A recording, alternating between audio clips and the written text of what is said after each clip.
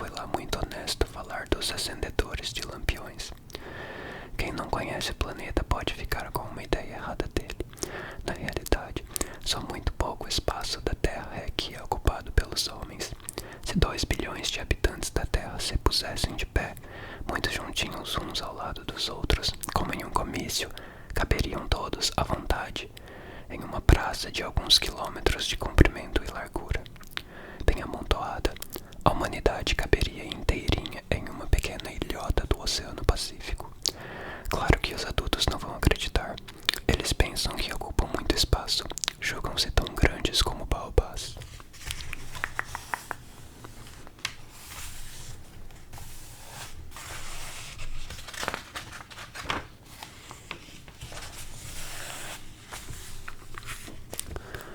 Portanto, convém falarem para eles, fazerem as contas. Adultos adoram números e vão ficar contentes. Mas vocês que confiam em mim, não percam tempo para repetir tudo. Eu já fiz as contas. Uma vez na Terra, o pequeno príncipe ficou muito admirado por não ver ninguém. Já estava com medo de haver se enganado de planeta, quando reparou em um anel cor de luar que se mexia na areia.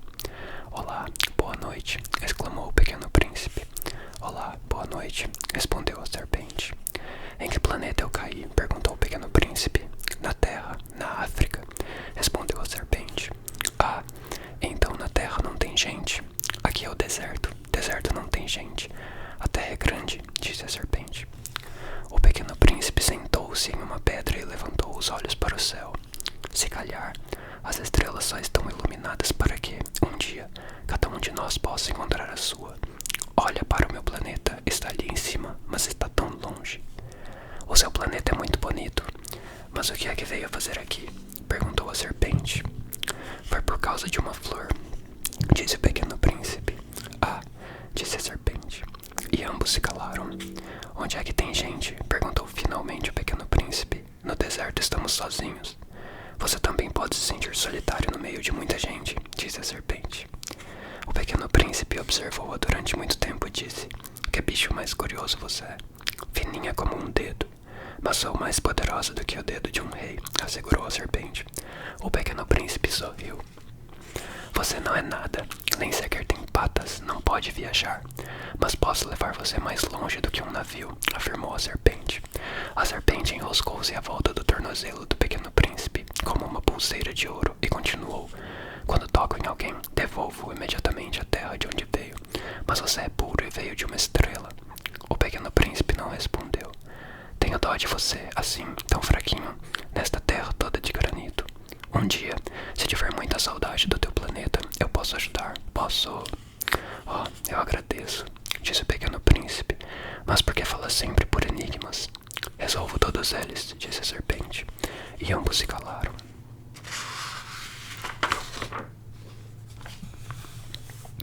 Capítulo 18. O pequeno príncipe atravessou o deserto e a única coisa que encontrou foi uma flor. Uma flor de 3 pétalas, uma florzinha de nada. Olá, bom dia, disse o pequeno príncipe. Olá, bom dia, respondeu a flor. Onde é que estão as pessoas? Perguntou delicadamente o pequeno príncipe. Uma vez, a flor tinha visto passar uma caravana. Gente, tenho a impressão de que só existem uns 6 ou 7. Vi alguns há uns anos, mas nunca se pode saber onde é que estão. O vento empurra-os de um lado para o outro. Não tem raízes e isso faz muita falta para eles. Adeus, disse o pequeno príncipe. Adeus, respondeu a flor. Capítulo 19. O pequeno príncipe escalou uma montanha muito alta. As únicas montanhas que conhecia até então eram os seus 3 vulcões que mal lhe chegavam aos joelhos. E usava o vulcão extinto como banquinho. Portanto, pensou, de uma montanha tão alta como esta, com certeza vejo o planeta todo e todas as pessoas, mas só viu picos rochosos e pontiagudos. Bom dia, gritou ele para os ares. Bom dia, bom dia, bom dia, respondeu o eco. Quem são vocês? Perguntou o pequeno príncipe. Quem são vocês? Quem são vocês? Quem são vocês? Respondeu o eco. Sejam meus amigos, que eu estou sozinho, disse o pequeno príncipe. Estou sozinho, estou sozinho, estou sozinho, respondeu o eco. Que planeta mais esquisito, pensou ele. Todo seco, todo cheio de picos ricos e todo salgado. E as pessoas não têm imaginação, só sabem repetir o que a gente fala. Lá no meu planeta tinha uma flor e era ela, sempre a primeira a falar.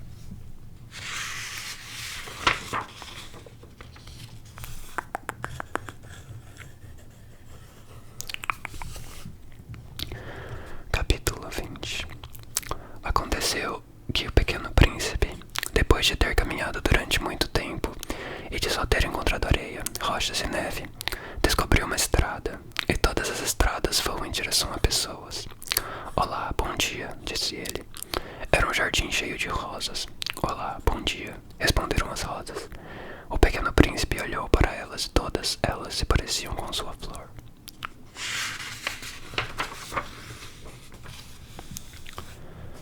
Quem são vocês? Perguntou estarrecido. Somos rosas, afirmaram as rosas. Ah, exclamou o pequeno príncipe, e sentiu-se muito infeliz.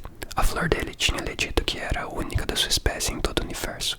E afinal ele tinha 5.000, todas iguais, e só em um jardim.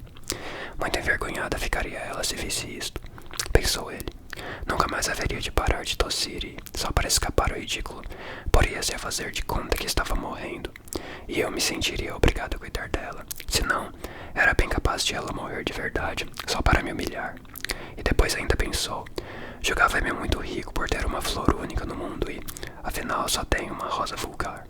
Ela e os meus 3 vulcões que são menores do que a altura dos meus joelhos. Um dos vulcões, acho que está extinto para sempre. Essa situação não permite que eu seja um príncipe importante. E deitada na relva, desatou a chorar. Capítulo 21.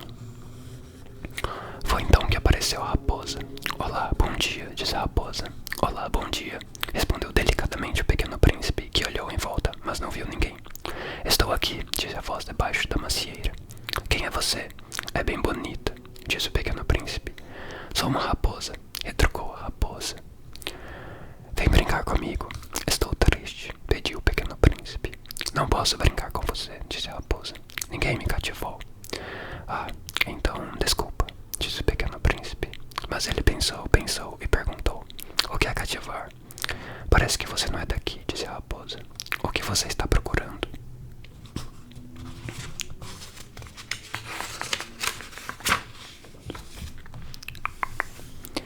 Estou procurando pessoas, disse o pequeno príncipe.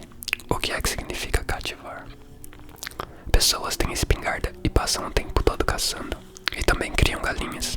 Aliás, na minha opinião, é a única coisa interessante que humanos fazem. Está procurando galinhas? Não, disse o pequeno príncipe. Procuro amigos. O que significa cativar? É uma coisa que todo mundo esqueceu, disse a raposa. Quer dizer se ligar a alguém, criar laços com alguém. Laços. Sim, laços. Por enquanto, para mim, você é só um rapazinho perfeitamente igual a outros 100.000 rapazinhos. E eu não preciso de você. E você também não precisa de mim. Por enquanto, para você, eu sou só uma raposa igual às outras 100.000 raposas. Mas se você me cativar, passamos a precisar um do outro. Passa a ser único no mundo para mim. E para você, eu também passo a ser única no mundo. Parece que estou começando a entender, disse o pequeno príncipe. Sabe, há uma certa flor. Tenho a impressão de que ela me cativou. É bem possível, disse a raposa. Vemos cada coisa aqui na terra. Mas não é da terra, disse o pequeno príncipe. A raposa pareceu ficar muito intrigada. Então em outro planeta? É. E nesse tal planeta tem caçadores? Não. Começo a achar alguma graça nesse lugar. E lá existem galinhas? Não. Nada é perfeito, disse a raposa. E a raposa contou. Tenho uma vida terrivelmente monótona. Eu caço galinhas e os humanos me caçam. As galinhas são todas iguais umas às outras e os humanos são todos iguais uns aos outros. Por isso, às vezes, me aborreço muito. Mas se você me cativar, a minha vida ficará cheia de sol. Vou conhecer passos diferentes. Os outros passos me fazem fugir para debaixo da terra. Os céus vão me chamar para fora da toca, como uma música. E depois, olha, está vendo ali adiante aqueles campos de trigo? Eu não como pão e por isso o trigo não me interessa. Os campos de trigo não me fazem lembrar de nada. E isso é triste. Mas os seus cabelos são da cor do ouro.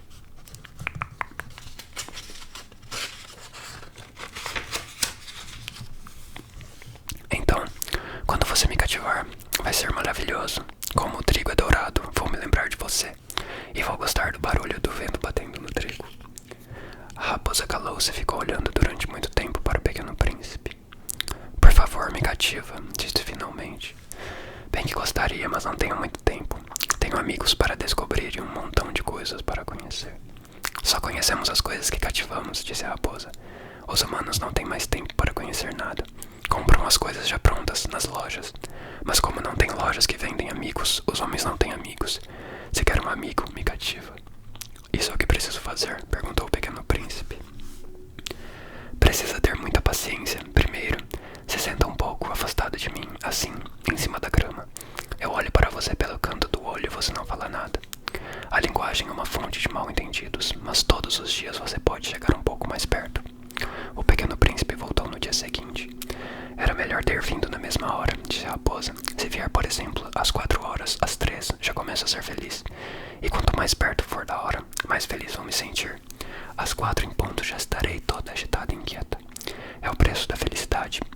Mas se chegar a qualquer hora, eu nunca saberei a que horas é que devo começar a arrumar o meu coração, a vesti-lo para deixá-lo bonito. Precisamos de rituais. O que é um ritual? Perguntou o pequeno príncipe. É outra coisa que todo mundo esqueceu, respondeu a raposa. É o que faz com que um dia seja diferente dos outros dias e uma hora diferente das outras horas. Os meus caçadores, por exemplo, têm um ritual. Na quinta-feira, vão ao baile com as garotas da aldeia. Assim, quinta-feira é um dia maravilhoso. Eu posso passear no campo. Se os caçadores fossem ao baile em um dia qualquer, os dias seriam todos iguais uns aos outros e eu nunca teria folga. Foi assim que o pequeno príncipe cativou a raposa. E quando chegou a hora da despedida, a raposa disse: Ai, vou começar a chorar. A culpa é sua. Eu bem que não queria que acontecesse nenhum mal a você.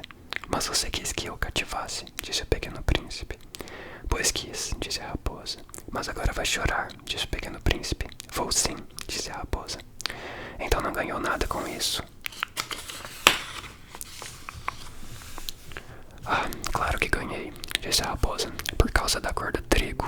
Depois acrescentou: Anda, vá ver as rosas de novo. Vai notar que a sua é a única no mundo. Quando voltar aqui, dou um presente de despedida para você. Conto um segredo. O pequeno príncipe foi ver as rosas outra vez. Vocês não são nada parecidas com a minha rosa. Vocês ainda não são nada, disse. Não há ninguém cativado por vocês e ninguém as cativou. Vocês são como a minha raposa era. Era uma raposa perfeitamente igual às outras 100.000 raposas. Mas eu a tornei minha amiga, e agora ela é a única no mundo. E as rosas ficaram bastante incomodadas. Vocês são bonitas, mas vazias, completou o pequeno príncipe. Não se pode morrer por vocês. Claro que, para um transeunte qualquer, a minha rosa é perfeitamente igual a vocês. Mas, sozinha, vale mais do que vocês todas juntas, porque foi ela que eu reguei. Porque foi ela que eu pus debaixo de uma retoma. Porque foi ela que eu abriguei com o biombo. Porque por ela matei as lagartas, menos 2 ou 3 por causa das borboletas. Eu a vi queixar-se, gabar-se e até às vezes calar-se, porque ela é minha rosa. A minha rosa é única. E então virou-se para a raposa e disse: Adeus. Adeus, disse a raposa. Vou contar o tal segredo. É muito simples. Você só vê bem com o coração. O essencial é invisível aos olhos. O essencial é invisível aos olhos, repetiu o pequeno príncipe, para nunca mais esquecer. Foi o tempo que você perdeu com a sua rosa que a tornou tão importante. Foi o tempo que eu perdi com a minha rosa, repetiu o pequeno príncipe, para nunca mais esquecer. Os homens já se esqueceram dessa verdade, disse a raposa. Mas você não deve se esquecer dela. Você se torna eternamente responsável por aquilo que cativa. Você é responsável pela sua rosa. Sou responsável pela minha rosa, repetiu o pequeno príncipe, para nunca mais esquecer.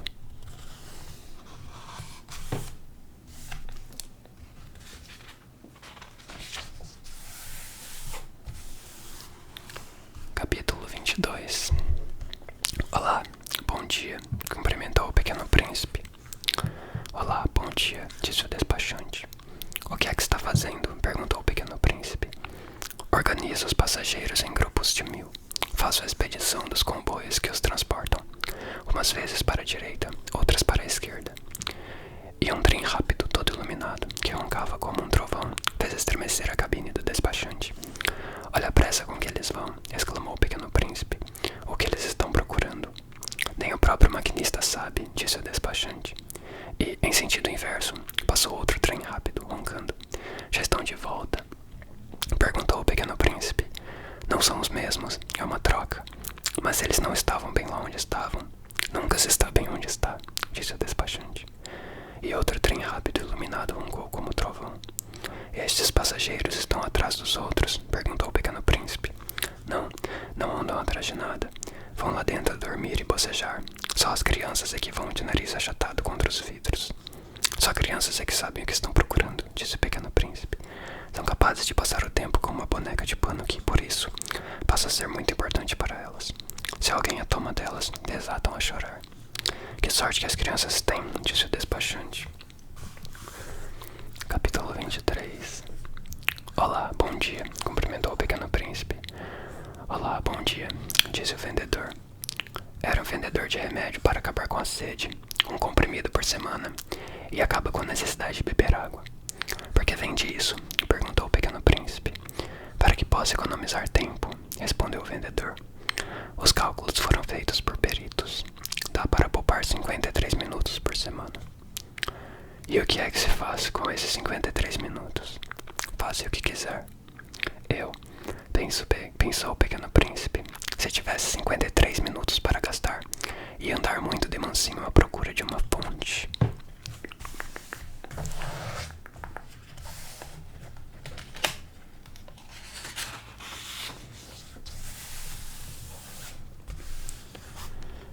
Capítulo 24.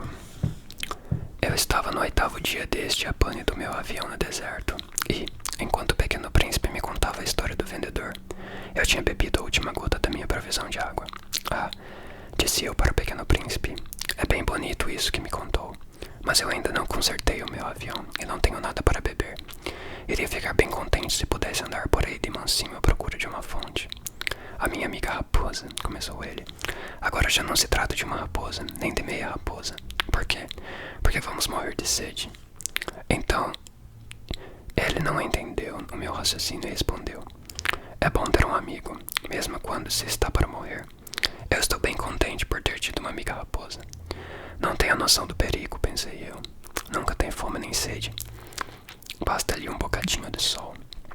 Mas o pequeno príncipe olhou para mim e respondeu aos meus pensamentos. Eu também tenho sede. Vamos procurar um poço. Fiz um gesto de impotência, pois é completamente absurdo uma pessoa andar assim, à procura de um poço na imensidão do deserto. Mas logo nos pusemos em marcha. Depois de termos caminhado horas e horas em silêncio, anoiteceu e as estrelas começaram a brilhar. Vi-as como em sonhos porque estava com um pouco de febre por causa da sede. As palavras do pequeno príncipe dançavam na minha memória. Então você também tem sede? Perguntei eu. Mas ele não respondeu a minha pergunta. Disse simplesmente, a água também pode ser boa para o coração. Não entendi a resposta dele, mas fiquei quieto. Já sabia que não valia a pena desatar a fazer-lhe mais perguntas. O pequeno príncipe estava cansado. Ele se sentou. Eu me sentei ao seu lado. Primeiro, ficou um bom tempo calado, mas depois disse, as estrelas são bonitas por causa de uma flor invisível aos olhos. Eu respondi, é claro, e observei, calado, as ondas da areia ao luar. O deserto é bonito, disse o pequeno príncipe.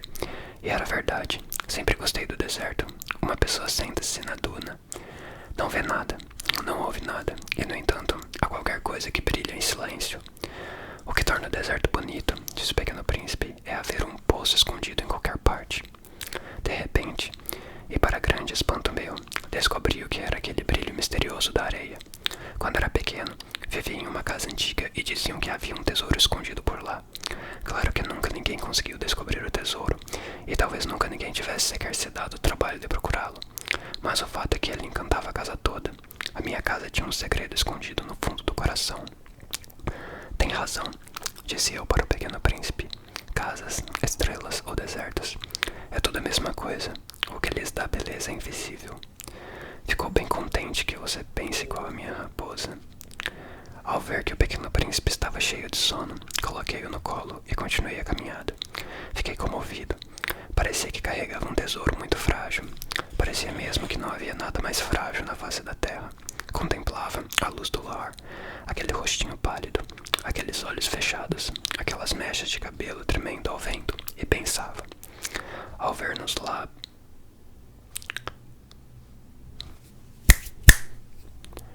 o que só uma casca. O essencial é invisível. Ao ver nos lábios entreabertos um vago sorriso, ainda pensei: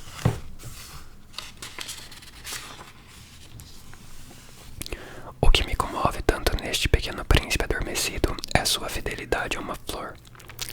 É a imagem de uma rosa que, mesmo dormindo, brilha dentro dele como a chama de uma vela.